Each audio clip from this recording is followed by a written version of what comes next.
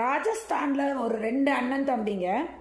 அவங்க 2 பேர் உடைய வேலையினால தான் நீட்டுடைய பேப்பர் லீக் ஆச்சு அப்படின்ற நியூஸ் வெளில வந்தது. அந்த 2 பேருமே யாருக்கு தொடர்புடையதாக இருக்காங்க, யார் கூட கூட்டணியாக இருந்தாங்க, யார் கூட இதாக இருக்காங்கன்னா பாஜக கூடயும், அவங்க பாஜக கட்சிக்காரவங்க எஜுகேஷன் மினிஸ்டரோட அவங்களுக்கு லிங்க் இருக்குது. அவங்களோட ஃபோட்டோஸ் எல்லாம் வெளிவந்திருக்கு. பத்தாதைக்கு போன வருஷம் அவங்க ஃபேமிலியில் 4 பசங்க நீட் எக்ஸாம் கிளியர் பண்ணியிருக்காங்க. ஸோ இந்த வருஷம் அந்த விஷயம் வெளில வந்திருக்கு. நீட் பேப்பர் அவங்களுடைய பையனுக்காக அவங்க அனுப்பிச்சி விட்டு அந்த பசங்க என்ன பண்ணியிருக்காங்க, தான் தங்கின ஹாஸ்டலில் ஒரு பேப்பரை 5 லட்சம் 3 லட்சம் 4 லட்சம்னு பேப்பரை விற்றுருக்காங்க. அந்த பேப்பர் இன்னொருத்தவங்ககிட்ட விற்று கடைசியாக ஒரு பையன்ட்டு 30,000 ரூபாய்க்கு அந்த பேப்பர் விற்கப்பட்டிருக்கு. அந்த பையன் அந்த பேப்பரை தன்னுடைய அப்பாவுக்கு அனுப்பிச்சி விட்டு அந்த அப்பா அவங்க ஊரில் இருக்கிற ஹாஸ்டலில் பசங்களுக்கெல்லாம் கொடுத்து அந்த பேப்பரில் 200 கொஸ்டினில் 158 கொஸ்டின்ஸ் அப்படியே வந்திருக்கு. அச்சு மாறாமல், அசல் மாறாமல், கம்மா கோலன் எதுவுமே மாறாமல் அப்படியே ரிலீஸ் ஆன விஷயத்தை தெரிஞ்சுட்டு அந்த அப்பா போலீஸ் ஸ்டேஷனில் கம்ப்ளைண்ட் கொடுக்குறாரு.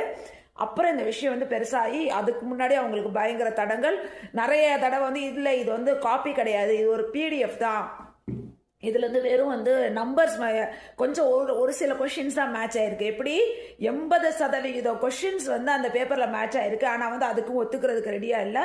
அவ்வளோ போராட்டத்துக்கு அப்புறம் இப்போ அதை நம்மளுடைய நேஷனல் டெஸ்டிங் கமிட்டி அதை ஸ்டாப் பண்ணி ரீ எக்ஸாமுக்காக இப்போ அனௌன்ஸ் பண்ணியிருக்காங்க. இந்த விஷயத்தை பற்றி அதாவது நம்ம ஏர்போர்ட்டில் டீ சமோசா ரேட் அதிகமாக இருக்குன்னு சொன்னவர், பேட்டர்னிட்டி லீவ் வேணும்னு கத்துனவர், ரீசார்ஜ் காஸ்ட் அதிகமாக இருக்குன்னு சொன்னவர் யார், நம்ம ராகவ் சட்டா. அதாவது இளைஞர்களுக்காக போராடின ஒரு மனிதர். நம்ம நிறைய பேர் நம்மளுடைய இந்த முத்துக்குமார்லாம் பயங்கரமாக ராகவ் சட்டா போற்றி புகழ்ந்து பேசினார். உங்கள் வாயெல்லாம் இப்போ எங்கே போச்சு? கொஞ்சம் பேசுறது.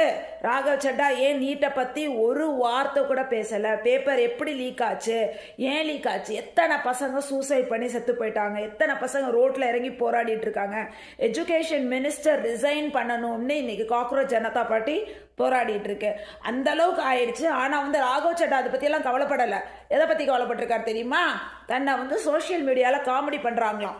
அதை போய் கேட்குறாரு, போய் ஜட்ஜு கிட்ட போய் முறையிட்டு இருக்காரு.